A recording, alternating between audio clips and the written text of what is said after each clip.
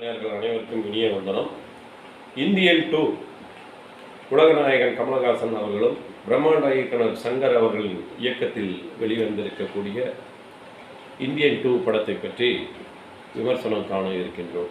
மிகுந்த பொருட்செலவில் தயாரிக்கப்பட்டு மிகுந்த எதிர்பார்ப்புக்கு மத்தியில் வெளிவந்த திரைப்படம்.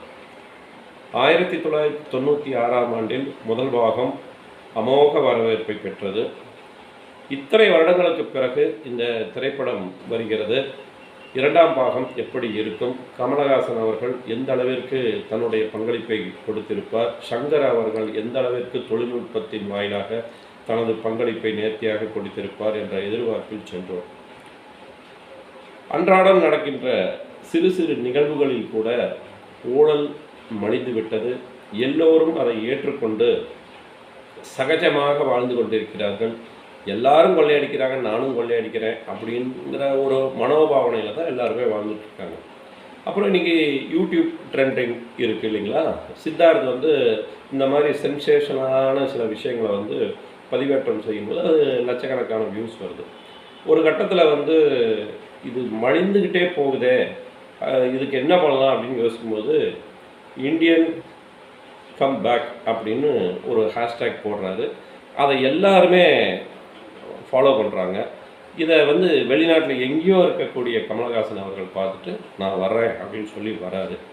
வந்த உடனே ஒரு செய்தி கொடுக்குறாரு. முதல்ல அடுத்தவங்ககிட்ட இருந்து எதிர்பார்க்கறத விட உங்கள் குடும்பத்தில் யாராவது தவறு செஞ்சால் அதை மூலம் தட்டி கேளுங்க அப்படிங்கும்போது இந்த பிரியா பவானி சங்கராக இருக்கட்டும், ஜெகனாக இருக்கட்டும், நம்ம சித்தார்த்தா இருக்கட்டும், இவங்களுடைய பெற்றோர்களே, உறவினர்களே, குடும்பத்தில் இருக்கிறவங்களே இந்த தவறு செய்யும்போது அதனால் இவங்களுக்கு என்னெல்லாம் பாதிப்பு வருது. அப்புறம் இவங்க உடனே கமலஹாசன் பக்கமே திரும்பி நீங்கள் கோ பேக் இண்டியன் அப்படின்னு போடும்போது அதை நாட்டில் இருக்கிற எல்லாருமே அதை சொல்லி அப்போ பொதுமக்களே இவருக்கு எதிர்ப்பாக திரும்பி அப்போ இது என்னதான் இந்த கதை போகுது அப்படிங்கிறது தான் இதில் உள்ள ஒரு விஷயம். ஊழலுக்கு எதிரான கதை இந்தியன், அது எல்லாருமே யோகம் பண்ணியிருப்பீங்க. தொழில்நுட்பம், குறிப்பாக ஒளிப்பதிவு, ரவிவர்மன் அவங்க புகுந்து விளையாடி இருக்காங்க. அப்புறம் நட்சத்திர பட்டாளமே அதில் இருக்காங்க. ரொம்ப வருடங்களுக்கு பிறகு நம்ம விவேக் சாரை பார்க்குறோம், மனோபாலா சாரை பார்க்குறோம்.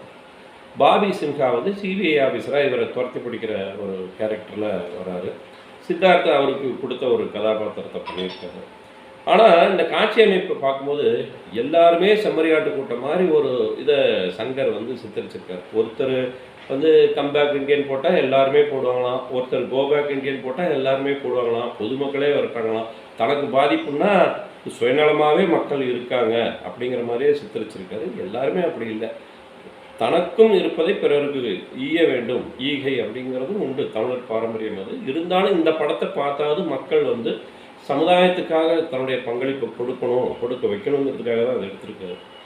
அப்புறம் எஸ்ஜே சூர்யா வந்திருக்காரு. அவர் ஒல்லி பிச்சா உடம்பு தான், ஆனால் உடம்பு பூரா நகையை போட்டுக்கிட்டு வர்றாரு. அப்புறம் ஒரு காட்சி பாருங்கள், சதாம் ஹுசேனை ஞாபகப்படுத்துகிற மாதிரி ஒருத்தர் டாய்லெட்டெல்லாம் தங்கத்தில் செஞ்சு வச்சுருக்காரு. அந்த ஒரு காட்சி அமைப்புலாம் ரொம்ப மெனக்கட்டு எடுத்திருக்காங்க. அப்புறம் அந்த சேசிங் சீனும் நல்லா எடுத்திருக்காங்க. எடிட்டிங் ரொம்ப அட்டகாசமாக பண்ணியிருக்காங்க ஸ்ரீகர் பிரசாத் அவங்க. மொத்தத்தில் தொழில்நுட்பத்துடன் கூடிய ஊழலுக்கு எதிரான ஒரு படம். இருப்பினும் எங்கே இதில் காஜல் அகர்வாலையே காணமே அப்படின்னு பார்க்கும்போது கடைசியில் டைட்டிலெலாம் போட்டதுக்கப்புறம் ஒரு 5 நிமிஷம் வருது இந்த ஹாலிவுட் பாணியில். அதில் பார்த்திங்கன்னா சுதந்திரத்துக்கு முன்னாடி போராடின மாதிரியும் அடுத்து இவர் ஜெயிலில் தள்ளுற மாதிரியும் லீடு கொடுக்குறாங்க. 3வது பாகம் தயாராக இருக்குது, சீக்கிரம் வரப்போகுது, நீங்கள் இதோட போதுன்னு நினச்சிடாதீங்க, இன்னும் இதுக்கு மேலே பிரம்மாண்டமாக நாங்கள் கொடுக்க போகிறோங்கிறத நமக்கு ஒரு குறியீடாக அதில் கொடுக்குறாங்க. ஒரு தடவை பார்க்கலாம். இந்த படத்தை நாமக்கல் மாவட்டம் குமாரபாளையம் ராஜன் திரையரங்கில் போய் பார்த்தோம். வசனங்கள் ரொம்ப அருமையாக எழுதியிருக்காங்க, ஜெயமோகன் எழுதியிருக்காரு. ஆனாலும் சில காட்சிகளில் வசனத்தை கூர்ந்து கவனிக்க முடியல. முக்கியமான வசனம் வரும்போது பின்னணி இசை கொஞ்சம் குறைக்கணும். அதே நேரத்தில் இந்த படத்தில் இன்னொரு கதாநாயகன்னே அனிருத்தை சொல்லலாம். பாடல்கள் நமக்கு எதுவுமே புரியல, ஆனால் ஒவ்வொரு காட்சிக்கும் அந்த பின்னணி இசை நம்மளை படத்தோடையே கட்டி வச்சிருக்கு, அப்படி அனிருத்துனே சொல்லலாம். அப்புறம் முன்னாள் உலக அழகியோட ஒரு கவர்ச்சியான ஒரு வெளிநாட்டில் படம் எடுக்கப்பட்ட ஒரு பாடல் இருக்குது. அது இளைஞர்களுக்கு பிடித்ததாக இருக்கும். ரொம்ப பொருட்செலவில் வெளிநாடுகளெல்லாம் எடுக்கப்பட்ட காட்சி அமைப்பு சிறப்பாக வந்திருக்குன்னே சொல்லலாம். ஒரு முறை எல்லாருமே பார்க்கலாம். ரொம்ப நாளைக்கு அப்புறம் திரையரங்கில் கூட்டத்தை பார்க்க முடிஞ்சது. மீண்டும் நாம் நல்லதொரு பதிவில் சந்திப்போம். ஆல் மூவிஸ் ரிவ்யூ லைக் பண்ணுங்கள், கமெண்ட் பண்ணுங்கள், ஷேர் பண்ணுங்கள். நன்றி, வணக்கம்.